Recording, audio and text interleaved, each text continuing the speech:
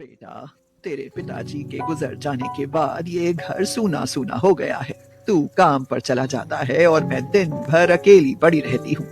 हमारी गरीबी देखकर कोई मेरे पास नहीं बैठता, कोई मुझसे बात भी नहीं करता। तू जल्दी से शादी कर ले तो मैं अपनी बहू के साथ गप्पे मारा करूंगी, फिर मुझे किसी की जरूरत नहीं। माँ, आप तो जानती हैं हम लोग कितने गरीब हैं। मैं किसी तरह दूसरों के खेतों में काम करके अपनी जिंदगी काट रहा हूँ। पहले आप सिलाई करती थी, जिससे थोड़ी हमारी मदद हो जाती थी, लेकिन पिताजी के इलाज में आपकी सिलाई मशीन भी बिक गई।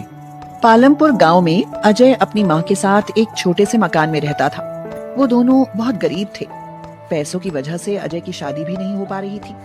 फिर एक रोज जब अजय काम हुआ था, तब घर में बैठे बैठे बोर हो गई हूँ, थोड़ी देर बाजार घूम आती हूँ। वो अकेले ही बाजार घूमने निकल पड़ी। तभी कुछ गांव की औरतों ने उसे देख लिया।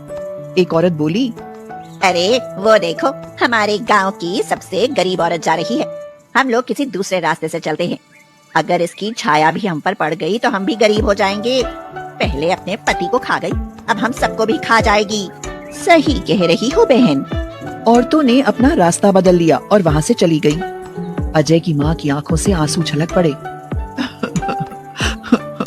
कुछ साल पहले तक इन सबके कपड़े मैं ही सिलती थी। ये सब मेरी कितनी इज्जत करती थी, और आज देखो, मेरी गरीबी की वजह से ये लोग मुझे देखना तक नहीं चाहती। भगवान भी न जाने कैसे कैसे दिन दिखाता है।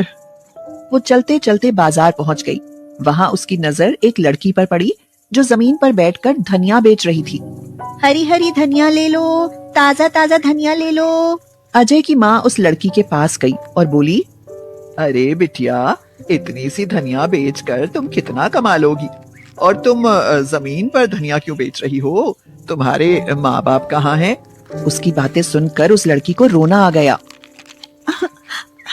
माँ जी, मेरा नाम ममता है। मेरा इस दुनिया में कोई नहीं है। मैं अनाथ हूँ। इससे पहले मैंने भीख मांगना शुरू किया था, पर लोगों ने कहा कि हाथ पैर सही सलामत है, कोई काम क्यों नहीं करती। फिर मैं काम ढूंढने भी गई, पर किसी ने मुझ गरीब अनाथ को काम नहीं दिया। इसीलिए मजबूरी में मैं बेच रही हूँ, क्योंकि इससे ज्यादा सब्जी खरीदने के लिए मेरे पास पैसे भी नहीं है। माँ जी, धनिया ले लो ताकि आज रात में खाना खा सकूं। मैंने 2 दिन से कुछ नहीं खाया।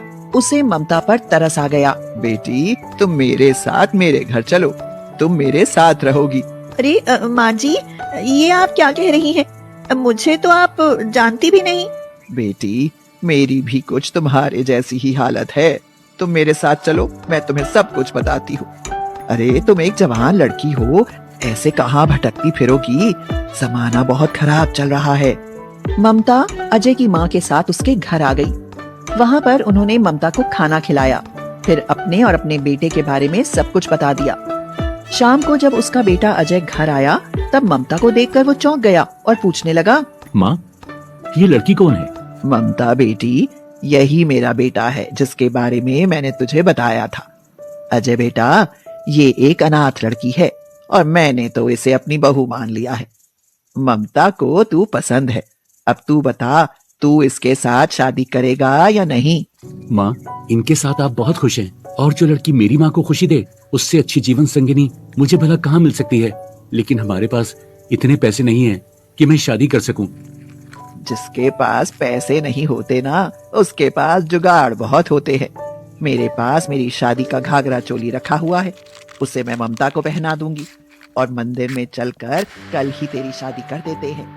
इसमें ज्यादा पैसा भी नहीं लगेगा, किसी को बुलाने की भी जरूरत नहीं है, क्योंकि वैसे भी गांव वाले तो हमसे नफरत करते हैं।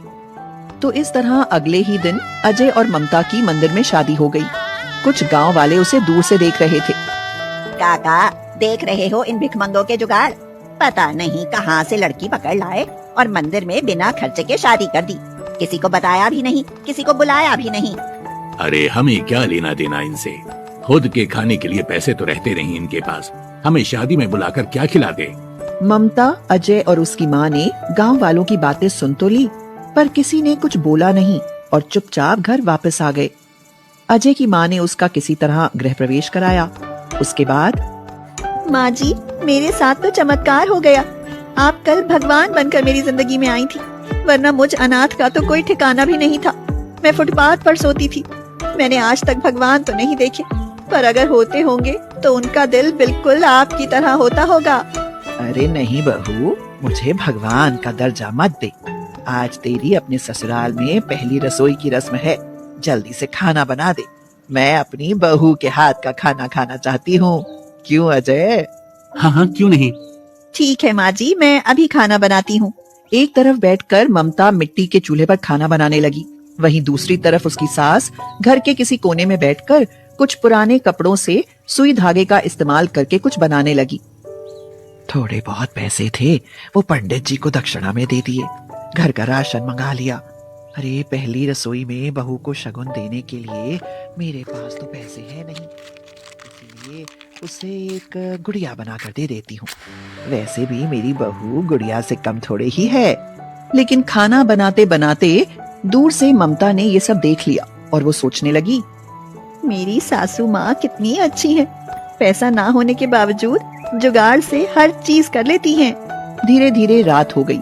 ममता ने सबको खाना परोस दिया और सब जमीन पर बैठकर खाने लगे। ममता की सास ने उसे गुड़िया दी और कहा, बहू, इतना स्वादिष्ट खाना मैंने आज तक नहीं खाया। ये ले, मेरी तरफ से शगुन। क्या बात है सासू माँ, ये गुड़िया तो बहुत खूबसूरत है। ममता, मेरी माँ बहुत जुगाड़ू है। इस गुड़िया को ध्यान से देखो, बिल्कुल तुम्हारी तरह लग रही है। अरे हाँ, ये तो बिल्कुल मेरी जैसी लग रही है। इतना सुंदर गिफ्ट तो मुझे आज तक किसी ने नहीं दिया। खाना पीना खाने के बाद सारे लोग सोने के लिए चले गए। इधर आज ममता और अजय की सुहागरात थी। ममता, जब से तुम इस घर में आई हो, इस घर की खुशियाँ लौट आई हैं। तुम्हारे आने से पहले मेरी माँ बहुत उदास रहा करती थी। उनकी खुशी देखकर मैं बहुत खुश हूँ। चिंता मत कीजिए, खुशियाँ लौट आई हैं तो धीरे धीरे सब कुछ लौट आएगा इस घर में। अब अजय पहले से भी ज्यादा मेहनत करने लगा। उसकी माँ अब अपनी बहू के साथ खुश रहती थी। एक रोज ममता जब अपने घर के बाहर झाड़ू लगा रही थी, तब गांव की कुछ बहुएं उसके पास आईं और पूछने लगी, अरे ममता, तुम भी इस गांव की बहू हो, हम भी इस गांव की बहुएं हैं, फिर तू हम लोगों से बात क्यों नहीं करती? मैं तो आप लोगों से बातें करना चाहती हूँ, पर आप लोग ही हमसे बात नहीं करते। अरे हमारी तुमसे कोई दुश्मनी थोड़े ही है, हमें तो तुम पर तरस आता है। अभी तुम नई नई आई हो और देखो फटी साड़ी पहन रखी है तुमने। मेरी साड़ी भले ही फटी और पुरानी लग रही हो, लेकिन इससे कीमती चीज मेरे लिए कोई नहीं है। अरे वो सब छोड़ो ममता, आज के बाद हम सब दोस्त हैं। शाम को मिलना, हम लोग नदी किनारे घूमने चलेंगे। हाँ, ये सही रहेगा। मुझे भी गांव घूमने का बहुत मन कर रहा था। अच्छा हुआ तुम लोगों से दोस्ती हो गई। दूर से उसकी सास ने ये सब देख लिया और सोचने लगी, मेरी बहू सच में लक्ष्मी है, लक्ष्मी। अभी तक गांव की औरतें हमारे घर की तरफ झांकती भी नहीं थी। अब देखो, ममता से सबकी दोस्ती भी हो गई। सारा काम खत्म करने के बाद शाम को ममता गांव के साथ नदी के किनारे जाकर मिली और उनसे ढेर सारी बातें करने लगी।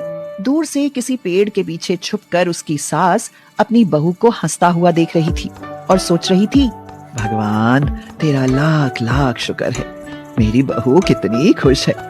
इसकी खुशी को किसी की नजर ना लगे। इतना बोलकर उसकी सास चुपके से वहां से चली गई। तो उस दिन के बाद अक्सर ममता गांव की दूसरी बहुओं के साथ मिलती रहती थी। अजय ने भी अब पैसा इकट्ठा करना शुरू कर दिया था। एक दिन अजय खेतों में काम करते हुए सोचता है, मेरी शादी तो हो ही गई। अब जल्दी से कुछ पैसे इकट्ठे करके अपना घर बनवा लेता हूँ। ममता पुरानी साड़ियाँ पहने रहती है, उसके लिए और माँ के लिए नई नई साड़ियाँ भी खरीदूंगा। लेकिन वो कहते हैं ना, जिंदगी में कब क्या हो जाए कुछ नहीं कहा जा सकता। एक रोज जमींदार ने अजय को अपने पास बुलाया और कहा, देखो भाई अजय, मेरे खेतों में सिर्फ मेरे रिश्तेदार काम करते हैं। सिर्फ तुम ही एक बाहरी हो, इसलिए अब कल से तुम काम पर मत आना, क्योंकि तुम्हारी जगह मेरी बुआ का लड़का मेरे खेतों में काम करने आ रहा है। उसको काम की बहुत जरूरत है। लेकिन सेठ जी, मैं तो सालों से आपके खेतों में काम कर रहा हूँ। ऊपर से हमारा गांव इतना पिछड़ा है कि मुझे कहीं दूसरी जगह काम भी नहीं मिलेगा। देखो, मुझसे ज्यादा बहस मत करो। इस गांव में सब आत्मनिर्भर हैं, सबके पास खेती है। मैंने थोड़ी कहा था कि अपने खेत बेच दो। जमींदार साहब, आपको तो अच्छी तरह पता है कि पिताजी की बीमारी में मेरे सारे खेत बिक गए। देखो, मेरा दिमाग खराब मत करो, चुपचाप जाओ यहाँ से, वरना धक्के मार कर निकाल दूंगा। जहां अभी तक अजय बहुत खुश था और पैसे इकट्ठे करने में लगा था, अगले ही पल उसकी तो जैसे दुनिया उजड़ गई। वो अपना उदास चेहरा लेकर घर आया और अपनी माँ को सारी बात बता दी। अरे बेटा, चिंता मत करो, सब ठीक हो जाएगा। माँ जी बिल्कुल सही कह रही हैं, सब कुछ ठीक हो जाएगा। अगले दिन से अजय दूसरों के खेतों में काम मांगने लगा, लेकिन किसी ने उसे काम नहीं दिया। बाजार में उसने कई दुकानों पर, कई होटलों में भी काम मांगा, पर उसे किसी ने कोई काम दिया ही नहीं। धीरे धीरे घर का राशन भी खत्म होने लगा। फिर एक रोज ममता की वही गांव की सहेलियां उसके घर आईं। अरे वाह रोशनी, तुम्हारी साड़ी तो बड़ी खूबसूरत है, ये कब ली तुमने? अरे कल मेरा जन्मदिन था, ये साड़ी मुझे मेरी सास ने दी है, बहुत महंगी है। हाँ, अरे वाह, वैसे 1 हफ्ते बाद मेरा भी जन्मदिन है, तुम सब जरूर आना और अपने सास ससुर को भी लेकर आना। हम आ तो जाएंगे ममता, लेकिन पूरे गांव के सामने तुम्हारी बेइज्जती हो जाएगी, क्योंकि तुम्हारी सास तो कोई गिफ्ट तुम्हें दे नहीं पाएगी। तुम लोग बहुत गरीब हो ना। फिर तुम लोग हमारी गरीबी का मजाक उड़ाने लगी। अरे मेरी सासू माँ दुनिया की सबसे अच्छी सास है। हाँ। दूर से अजय और उसकी माँ ने ये सब सुन लिया। अजय बोला, माँ, पिछले 1 महीने से काम ढूंढ रहा हूँ, पर कोई काम नहीं मिला। 1 हफ्ते के बाद ममता का जन्मदिन भी आने वाला है। आप उसे क्या गिफ्ट देंगी? क्योंकि उसके लिए साड़ी तो छोड़िए, राशन खरीदने तक के पैसे नहीं बचे। बेटा, जैसे अभी तक मैं हर काम जुगाड़ से करती चली आई हूँ, वैसे ही फिर से कोई जुगाड़ लगा लूंगी। बाकी ऊपर वाले पर छोड़ देते हैं, जैसा ऊपर वाला चाहेगा वैसा होगा। ममता की सास अपनी कुछ पुरानी लाल पीली साड़ियाँ, अजय के पुराने शर्ट, तकियों के फटे पुराने कवर और पर्दे मिलाकर सुई धागे से ही एक ड्रेस तैयार करने लगी। हे ऊपर वाले, ये ड्रेस मैं अपनी बहू के जन्मदिन के लिए बना रही हूँ, लोगों के सामने मेरी लाज रख लेना। वायदे के मुताबिक 1 हफ्ते बाद ममता के जन्मदिन पर पूरा गांव आया। गांव की बहुओं ने कुछ बड़े बड़े लोगों को भी बुला लिया ताकि सबके सामने उसकी बेइज्जती हो जाए, पर ऐसा हुआ नहीं। ममता उस पार्टी में अपनी सास की सिली हुई वही ड्रेस पहनकर आई, जिसे देखकर सारे लोग तो दंग ही रह गए। उसका डिजाइन सबसे अलग था। उसी पार्टी में एक बुटीक की मालकिन भी आई हुई थी। क्या बात है, ये ड्रेस आपने कहाँ से ली? ये ड्रेस मेरी सासू माँ ने खुद अपने हाथों से डिजाइन की है, वो भी कुछ पुराने फटे कपड़ों को जोड़कर। क्या बात कर रही हो आप? ऐसा डिजाइन आज तक मार्केट में आया ही नहीं। माँ जी, आप तो बहुत ज्यादा टैलेंटेड हैं। क्या आप हमारी बुटीक के लिए भी ऐसी ड्रेस डिजाइन कर देंगी? मैं आपको हर महीने कम से कम 100 ड्रेस का ऑर्डर दिया करूंगी। ये सुनकर सारे लोग चौंक गए। अजय, उसकी माँ और ममता तो बहुत खुश हुए। जी, मैं डिजाइन तो कर दूंगी, लेकिन मेरे पास सिलाई मशीन नहीं है। ये ड्रेस मैंने सुई और धागे से बनाई है। क्या बात है माँ जी, आपकी कला को तो सैल्यूट करने का मन कर रहा है। आपको सिलाई मशीन और रॉ मटेरियल मैं आपको कल ही भिजवा दूंगी। बस मुझे ऐसे ही डिजाइनर ड्रेस चाहिए आपसे। हाँ। अगले ही दिन उन्होंने सिलाई मशीन और रॉ मटेरियल भिजवा दिया। अब दोनों सास बहू मिलकर काम करने लगी। जब दोनों सास बहू के डिजाइनर ड्रेस हर जगह फेमस हो गए, तब उसका पति अजय दूर शहर से भी ऑर्डर लेकर आने लगा। अब अजय मार्केट का काम संभालता था और दोनों सास बहू घर पर सिलाई किया करती थी। कुछ ही महीनों में उन्होंने अपना घर भी अच्छा बनवा लिया। अब पैसों की कोई कमी नहीं थी। फिर एक रोज उनके आलीशान घर में गांव वाले आए। माँ जी, हमें माफ कर देना,